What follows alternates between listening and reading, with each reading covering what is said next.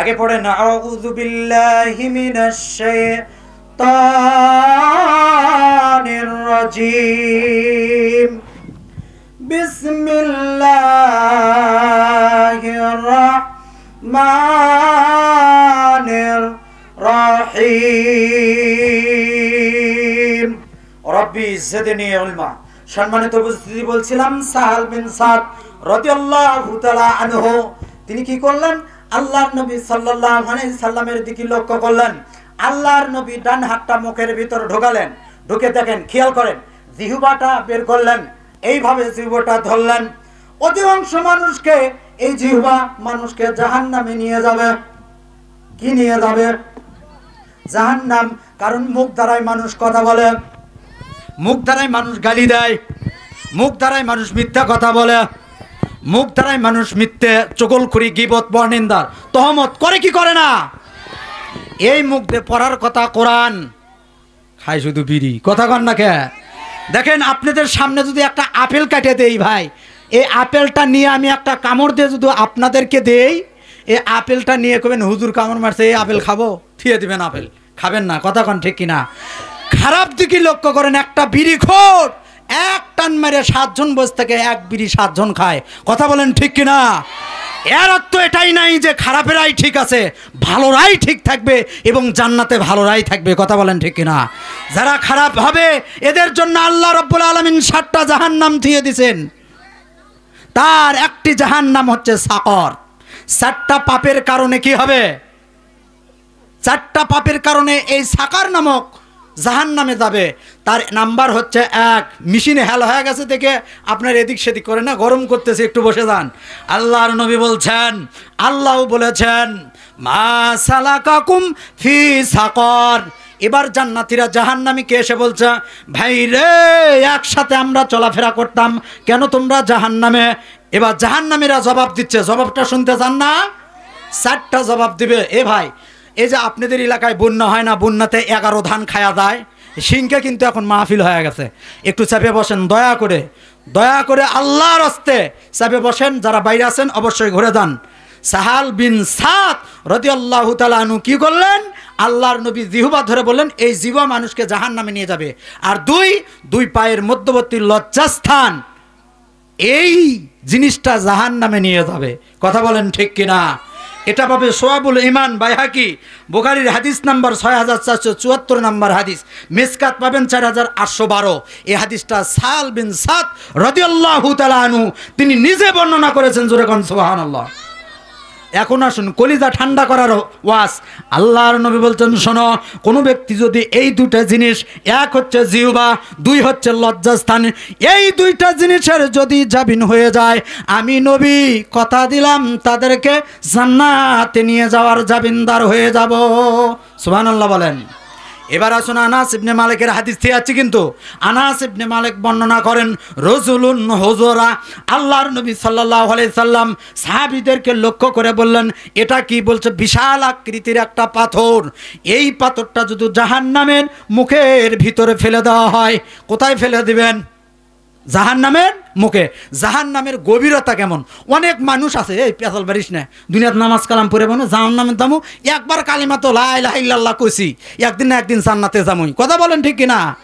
কিন্তু এই যে জাহান্নামের গর্ত, আপনাকে বলি, জাহান্নাম এই পাথরটা আল্লাহ নবী বলছেন কয়জন ধরতে পারবে? ইয়া রাসূলুল্লাহ, কম করে হলো 50 থেকে 100 লোক লাগবে এই পাথরটা আলোক করতে। বলছে, এই ভারী পাথরটা জাহান্নামের মুখের মধ্যে যদি প্রবেশ করানো হয়, করার পর এই মুখ থেকে শুরু করে, এই গেটের থেকে শুরু করে জাহান্নামের নিচতলাতে পৌঁছাতে লাগবে 70 বছর। কয় বছর? 70 বছর লাগবে। এত বড় ভারী একটা পাথর জাহান্নামের মুখে ফেললে 70 বছর লাগবে জাহান্নামের তলিতে যাওয়ার জন্য। সেই জাহান্নামে আমরা কি করি? আমরা মনে করব জান্নাত পাবো, কিন্তু বসে থাকবো জাহান্নামে। কথা বলেন ঠিক কিনা? আজকে মুসলমানে ওযু করে ধরলে ওযু পায় না, ওযুর ফরজ কয়টি তা জানে না। তবে মাদ্রাসা ছাত্ররা জানে 60টা কারণে ওযু ভঙ্গ হয়। কয়টা কারণে? তারপরেও আরও 2টা কারণ আছে না নাই?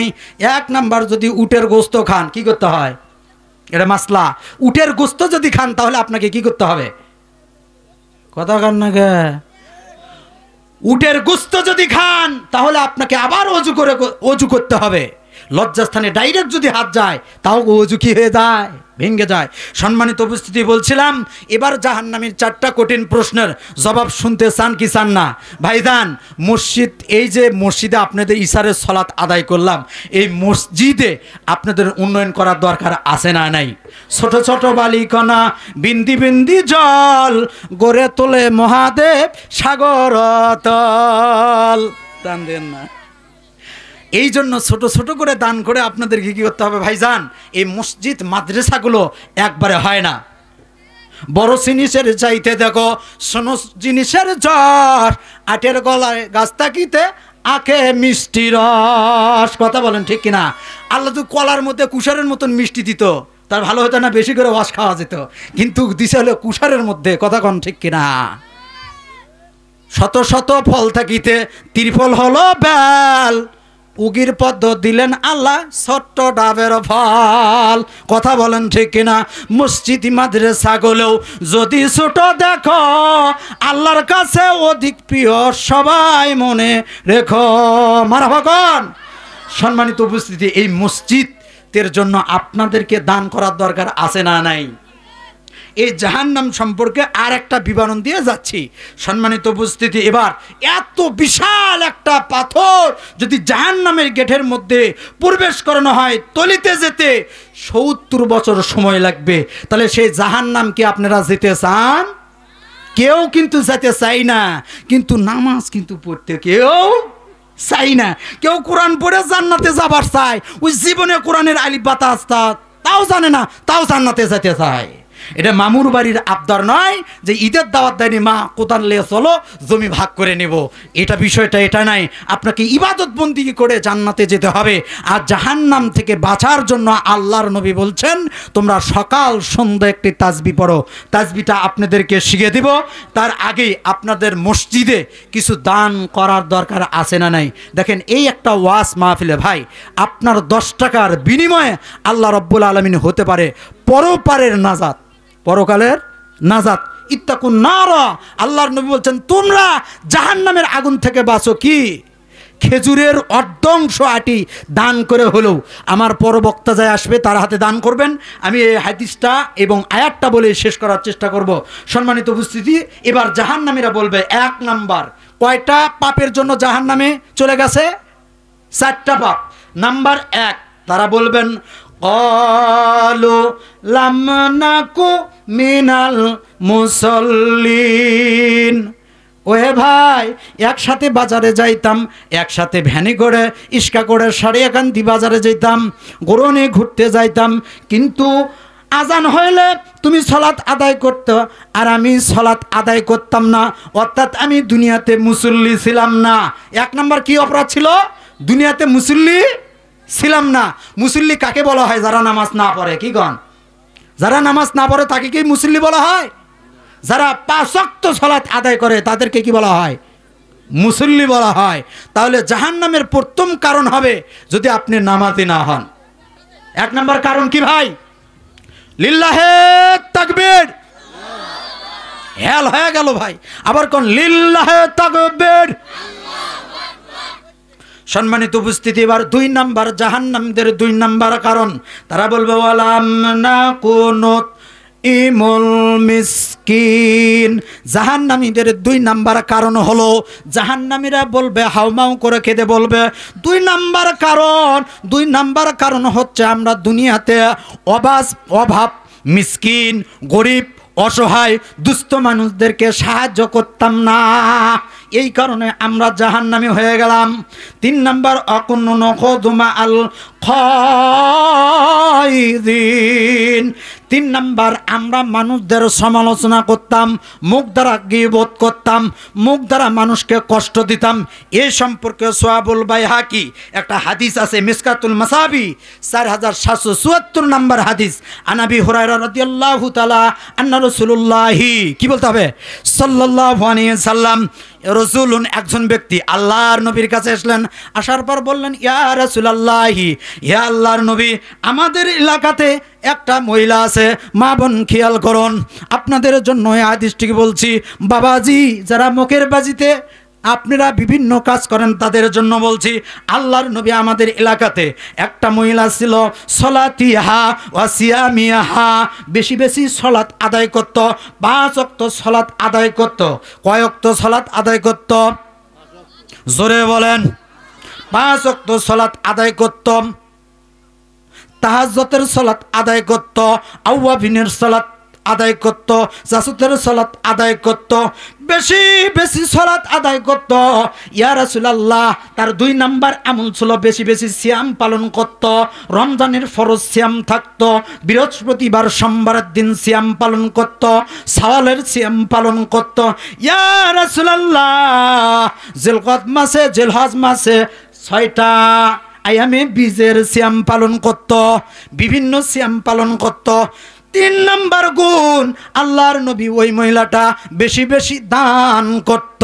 কি করত? বেশি বেশি দান করত।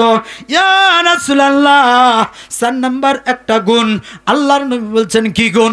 সে প্রতিবেশীকে মুখ দ্বারা আঘাত করত, কষ্ট দিত, তার মুখের ভাষা কর্কশ ছিল। আল্লাহর নবী, বিশ্ব নবী রাহমাতুল লিল আলামিন, তার পবিত্র মুখ দিয়ে বললেন, ইয়া ফিন্নার, মেয়েদের জন্য ইয়া ফিন্নার, সেই মহিলাটা জাহান্নামে চলে যাবে।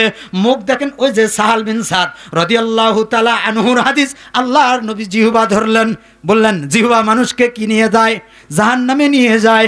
এদিকে এই তো মিসকাতুল মাসাবির 4774 নম্বর হাদিসের এই মহিলাটা বেশি বেশি সালাত আদায় করত, বেশি বেশি কি করত? সিয়াম পালন করত, বেশি বেশি দান করত, কিন্তু মুখের ভাষাতে মানুষদেরকে কষ্ট দিত।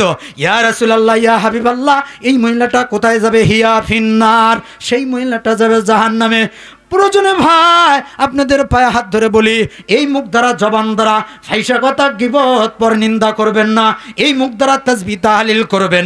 একজন সাহাবী ছিল উরওয়া বিন যুবাইর রাদিয়াল্লাহু তাআলা আনহু, রাসূল সাল্লাল্লাহু আলাইহি সাল্লামের ভাগ্নে ছিল, আয়েশার ভাগ্নে ছিল।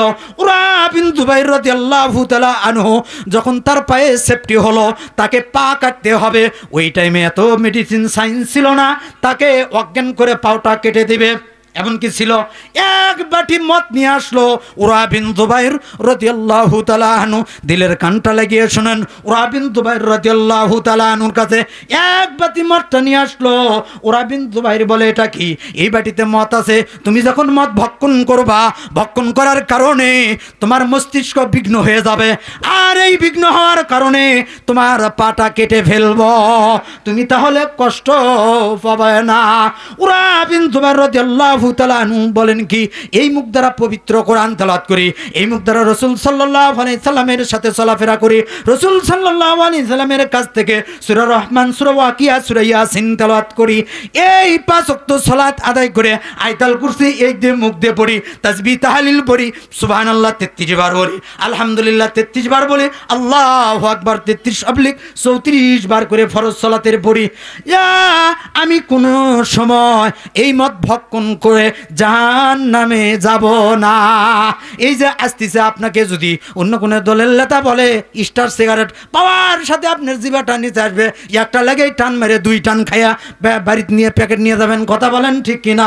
উরওয়া বিন যুবাইরের কাছ থেকে শিক্ষাটা নিয়ে যান, গভীর মনোযোগ। উরওয়া বিন যুবাইরকে মদ দিলেন, মদটা তিনি ভক্ষণ করলেন না, মদটা দূরে সরে দিলেন। এমনি আর সাহাবী হয়নি, নাম দিয়ে সাহাবী হয় না, নাম থুছে আতর আলী, নাম থুছে বাদশা মিয়া, সারা জীবন ভিক্ষা করে খেলো, কথা বলেন ঠিক কিনা? নাম দেখা হবে না, নাম থুছে আব্দুল মুমিন, জীবনে নামাজ পড়ে না, তাই বলে এটকের যে মুমিন, সেই মুমিনের কথা কই নাই, যাই নামাজ না পড়ছে তারই কথা। ভাই মুমিন ভাই আবার রাগ করেন না, কথা বলেন ঠিক কিনা? উরওয়া বিন যুবাইর রাদিয়াল্লাহু তাআলা আনহু যখন 3 জন আসলো, কেন আসলো? তার হাত পাও ধরবে, পাটা